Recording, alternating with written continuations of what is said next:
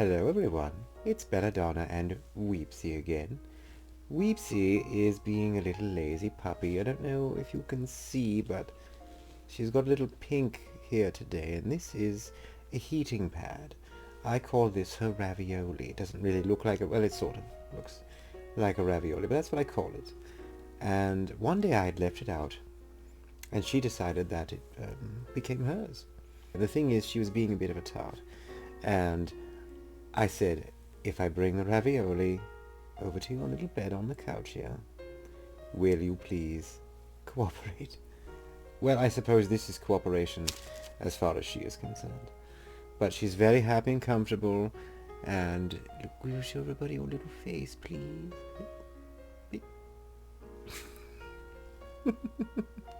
Well, did you hear that? A big sigh from Weepsy. She's like, here we go again. Alright, well anyway, we're here to talk about more records. Now, alright, here we go. So the first record I'm going to share with you. Most everyone is probably familiar with this band's well-known song. This is... get it in there so you can see. Visage. Visage. Now everybody may know this song, Fade to Grey. We fade to grey. Wonderful, wonderful song, and overall just wonderful music. And now if you see... now well, you can see that Visage there. This individual, his name is Steve Strange, not Stephen Strange, because that would be Doctor Strange from the comic books, but Steve Strange. Very cool. If you haven't really seen much of the videos or anything else, pictures, really cool makeup, very cool style. Visage, I think, is one of those that sort of defines the early times of this sort of music, and unfortunately, I think often in more popular circles, the name goes unremembered. That song, Fade to Grey, is often when you're hearing the 80s collections. But unfortunately, I don't think they get the credit they deserve. Mr. Strange had a bit of a substance problem. He expired a little on the young side, unfortunately. So, you know, I just don't think they get the respect they deserve. So if you do get a chance, check out some more Visage. Good stuff. Fade to Grey, and so on. Alright, what do we have next here? Oh, yes, well... there's Annie, of the Eurythmics, Annie Lennox. Would I lie to you? I might. Now, this particular one, Be Yourself Tonight, I think the album was called. I picked this up on a very good deal, where I was shopping at the time. They had sale bins of sorts, and they'll do like 3 records for $5, that sort of thing. So you're not getting the fancy ones, they're not in beautiful condition, they're not like a fancy pressing and worth a lot of money. A lot of people go that way, they go, I get things because I want them.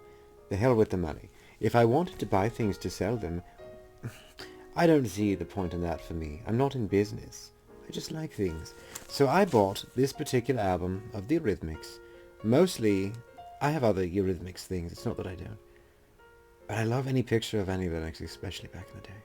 She is cool. She still is at her age. But she was very defining. I mean, she had that androgynous appeal to her. And she just had she was such a lovely voice. Even in the weird Dracula song, at the end of the Dracula movie, which, I mean, it's a good song, but I don't know why it's there exactly. But it doesn't matter, it's Annie Lennox. So this particular one, I mostly just got because I really liked it. I am having trouble seeing right now. I'm wearing a pair of contact lenses that I did not realize had a coloration over the the pupil. So I can't see doodly squat right now. So I'm just going to go with I Love Annie Lennox. She's hot and cool.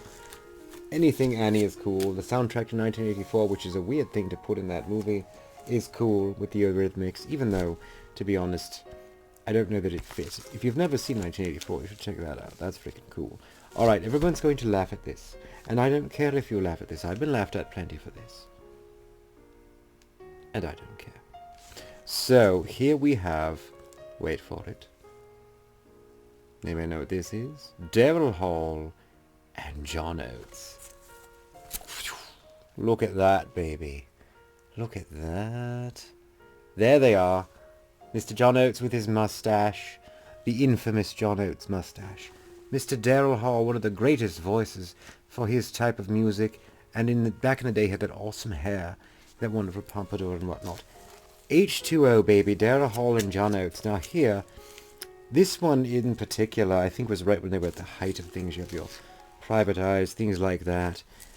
You'll make my dreams come true, baby. Look at that. Now, I know, you can laugh. Hall & Oates, right? Hall & Oates, it's like your mother's music or your grandmother's music. Here's the deal. Daryl Hall has got like one of the best voices out there. Everything that Hall & Oates did, it's got a beat to it. It just sounds so cool. Sometimes it's cheesy and corny. But really, they were actually really excellent songwriters and musicians. And they still have the whole thing where, I don't know if he's still doing it, I thought he was. Daryl's place, where he has different musicians come in. And they play all sorts of different things. But they are just like, I know that, like, again, this is like Grandma's music, alright? This is Grandma in the car, who would have been young then, give her a break, rocking out in her, 1980s Ford Escort or something, and, private eyes are watching you and she's singing and you're like, oh god, there goes Grandma. Of course she wasn't Grandma yet. But this is cool music. If you don't like Hall & Oates, you're not very bright. Check them out if you really don't know much about them. I Can't Go For That is my personal favorite, that beat alone, that bass line. I've been told I talk too much before. I don't care. So here, I got these two. These are very cool. This is also in the cheapo bin, I suppose you could say. Now, everyone knows who these people are. If you don't, you're not paying attention. The Human League. Look at that. That is very cool. Now, I've seen, like, better copies of this go for more money, I guess, but the Human League, look at that. Don't You Want Me, Baby? Everyone knows that song, right? You were working as a waitress, I don't sing. I'm sorry. But I've got two Human Leagues here. The Mirror Man. There we go. And, of course, Crash, the Human League. Look at that. That is freaking cool, The Human League is one now, like, say, and unlike Visage, they are extremely well known. Everyone knows that song, Don't You Want Me, Baby? Amongst others, of course. They had many great hits, and before they got really commercial, they were really weird. They were more like experimental. And so their early work is really cool, as well as their later work. So the commercial stuff is fun, as well as the old stuff. And the thing is, again, this is a band that, everyone knows about them. They're in your 80s collections. Don't You Want Me, Baby will ultimately come up if you put in an 80s playlist on YouTube right now. Or after you watch this, I should say, because if you interrupt my video, that's rude. But, they're still really cool. The two chicks there, they're cool.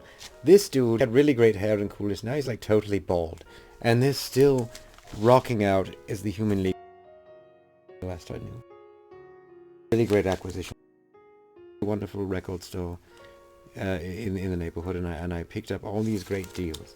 And because I have been told I talk too much, or too long-winded, I guess the word is. That's what Weepsy says. I'm going to break them up into different videos for you, and we will see what is going to be next. So I'm going to grab another handful, and we're just going to pick up mini. Oh, she's so warm on her. I mean, look at this. She's like a big wet ball of dough. Look at her. How dare you, she says. Watch. Plop. And she's just going to go right back on there. Like nothing happened. But we have to sign off, darling. I know. Oh my goodness. Come on. Give me a kiss. Thank you, sweetheart. Alright, bye for now, and we'll be back soon. Big